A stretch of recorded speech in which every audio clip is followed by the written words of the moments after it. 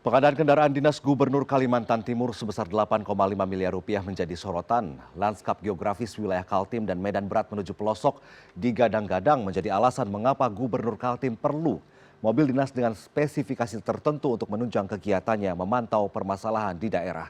Apakah rencana pengadaan mobil dinas gubernur dengan anggaran fantastis krusial di tengah efisiensi anggaran? Kita bahas bersama peneliti Indonesia Corruption Watch, Almas Syafrina. Selamat malam Mbak Almas. Selamat malam Mas Victor. Mbak Almas dan juga pemirsa, sebelumnya kami sudah mengundang jajaran Pemprov Kalimantan Timur, terutama Bapak Gubernur ya, untuk membahas soal pengadaan mobil dinas ini, namun sayangnya tak bisa hadir. Mbak Almas, Pemprov Kaltim melakukan pengadaan mobil dinas gubernur dengan anggaran 8, miliar rupiah di tengah efisiensi anggaran yang sedang gencar dilakukan di berbagai instansi publik dari pusat sampai ke daerah. Ironisnya, mobil maung Garuda ke Presiden aja itu harganya nggak lebih dari 2 miliar rupiah begitu ya. Apa tanggapan ICW sejauh ini soal rencana dari Pemprov Kaltim? Iya, Mas Victor. Ini tentu kami melihatnya sebagai satu hal yang sangat ironis ya, karena kami sebagai rakyat yang kita tahu pemerintah sedang menggencarkan program efisiensi anggaran untuk mendanai berbagai program presiden ataupun untuk memastikan pelayanan publik itu bermutu begitu. Tapi di sisi lain justru masih ada pejabat kita yang kemudian membelanjakan barang dengan anggaran yang sangat fantastis. Padahal kalau dilihat dari segi urgensi, tadi Pak Gubernur sempat menyebutkan misalnya soal menjaga marwah, rasanya jauh sekali keterkaitan antara harga mobil begitu ya dengan marwah suatu provinsi. Kalau memang mau menjaga marwah, banyak hal yang bisa dilakukan sebetulnya. Yang sangat penting adalah memastikan pelayanan publik di Kalimantan Timur ya berjalan dengan sangat bagus, dengan sangat berprestasi begitu pemerintahnya. Misalnya tidak ada angka stunting, tidak ada anak putus sekolah karena masalah ekonomi dan sebagainya. Saya pastikan itu pasti akan mengangkat marwah Kalimantan Timur tanpa pemerintahnya harus menghambur-hamburkan anggaran di tengah ada persoalan efisiensi, kemudian ada ketidakpastian ekonomi dan sebagainya. Ya, ya. Beberapa hari kemarin Gubernur Kaltim Rudi Masud juga sempat menyinggung ya Mbak Almas soal posisi Kalimantan Timur sebagai penyangga IKN. Hmm. Lalu kemudian mobil dengan kapasitas mesin 3000 cc yang akan dibeli ini salah satunya akan digunakan untuk menopang berbagai kegiatan kunjungan tamu ke IKN. Mobil dinas yang layak ia sebut untuk menjaga marwah Kalimantan Timur tadi agar pelayanan tamu negara lebih baik begitu ya. Ini artinya seberapa krusial sih mobil berkapasitas 3000 cc untuk seorang pejabat sekelas gubernur di Medan yang kita tahu mungkin ada medan yang sangat sulit untuk dilintasi.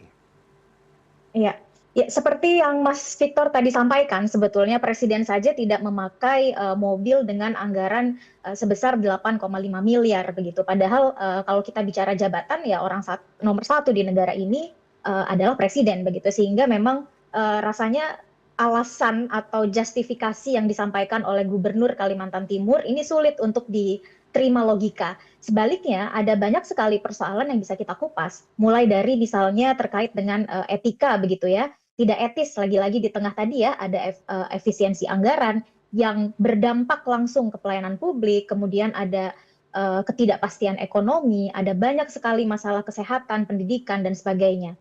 Yang kedua, masalah terkait dengan kepantasan.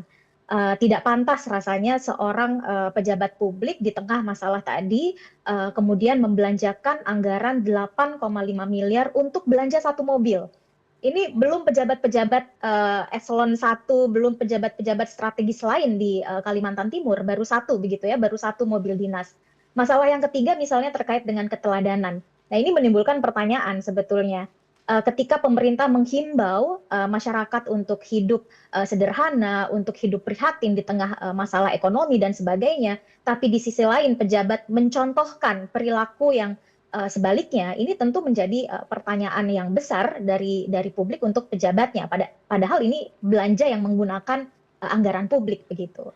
Ya. Dan yang keempat soal akuntabilitas publik, Mas. Jadi walaupun kepala daerah, pemerintah itu punya hak untuk mengelola anggaran, jangan lupa pengelolaan anggaran itu harus berbasis kebutuhan, berbasis analisis mana belanja yang urgent begitu ya, karena harus dilakukan secara akuntabel. Ya, ya.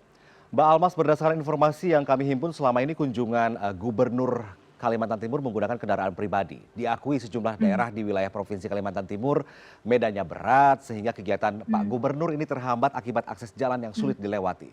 Namun Pemprov Kaltim rupanya lebih memilih beli mobil dinas 3.000 cc bernilai fantastis ya. Padahal banyak yang menilai, bukankah akan lebih baik jika anggaran digunakan untuk memperbaiki infrastruktur jalan yang kondisinya buruk itu. Sehingga anggaran bisa diserap dan lebih mengedepankan kepentingan rakyat begitu. Bagaimana tanggapan ICW soal ini? Ya, itu adalah tanggapan yang wajar sebetulnya. Ketika infrastrukturnya rusak, logikanya ya infrastrukturnya yang diperbaiki begitu ya, bukan dengan belanja mobil. Kalau dengan pakai logika yang seperti itu, pejabat kita butuh berapa mobil 8,5 miliar agar pejabat kita bisa bekerja dengan baik dan efektif, datang ke pelosok-pelosok dan sebagainya. Tapi memang di sini kita memahami ada keterbatasan anggaran begitu ya.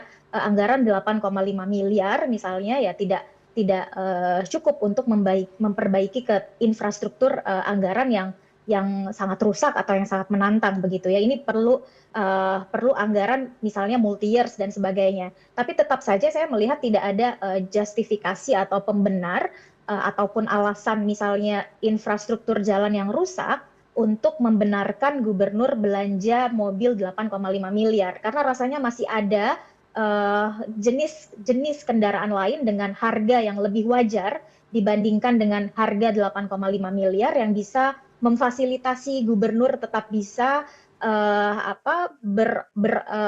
mobile begitu ya dari satu daerah ke daerah lain di Kalimantan Timur yang memang medan jalannya berat begitu. Di samping terus memperbaiki infrastruktur jalan. Nah, itu satu kewajiban karena kalau infrastruktur jalannya yang diperbaiki, yang menikmati itu bukan hanya satu orang, bukan hanya gubernurnya saja, tapi seluruh masyarakat di Kalimantan Timur juga akan menikmati infrastruktur yang dibangun dengan baik tersebut. Bahkan ini juga bisa memantik kemajuan di sektor yang lain, mulai dari sektor ekonominya, kemudian pendidikan dan sebagainya.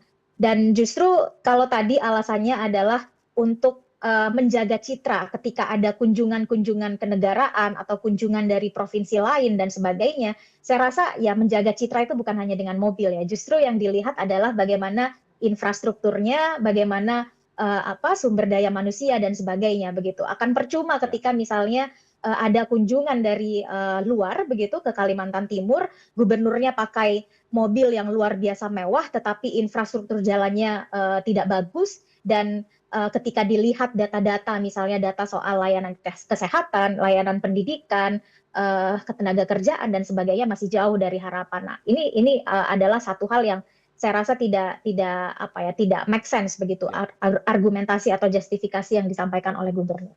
Masih ada hal penting yang harusnya dijadikan prioritas begitu Mbak Almas. Mbak Almas, Ya, betul. tadi kita dengar bersama bahwa Gubernur Kalimantan Timur juga berpendapat ini untuk menegakkan peraturan atau Permendagri. Karena pengadaan kendaraan dinas ini mengacu pada Permendagri nomor 7 tahun 2006, di mana disebutkan kendaraan dinas kepala daerah bisa berjenis sedan dengan maksimal kapasitas mesin 3.000 cc. Maksimal ya, berarti di bawah 3.000 cc juga masih bisa. Ya, Atau betul. jenis Jeep 4.200 cc.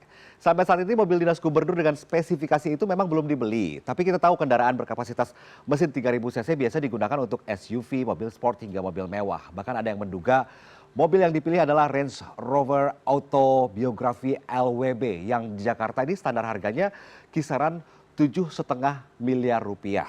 Jika benar mobil yang Pemprov Kaltim beli senilai tersebut, apakah menurut Anda terlalu berlebihan digunakan untuk ukuran mobil dinas seorang gubernur dengan alasan hanya untuk menegakkan Permendagri?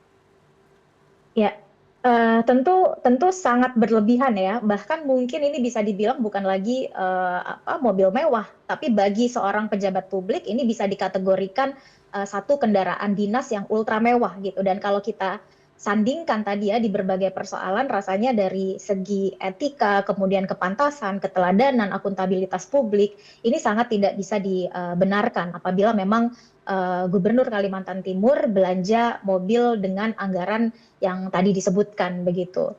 Jadi masih ada opsi-opsi lain begitu ya, apalagi kalau alasannya adalah mengikuti Permendagri ya. Di Permendagri kan juga tidak disebutkan secara spesifik apa jenis mobil dan anggarannya. Dan jangan lupa Presiden Prabowo juga sudah menyampaikan, sudah menghimbau begitu ya, bahkan meminta daerah juga ikut melakukan efisiensi.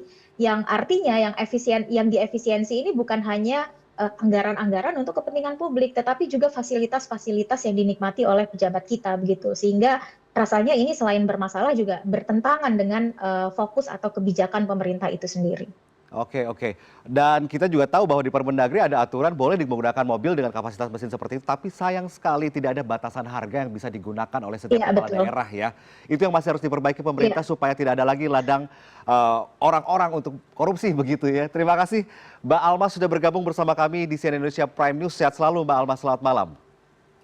Selamat malam, Mas Victor.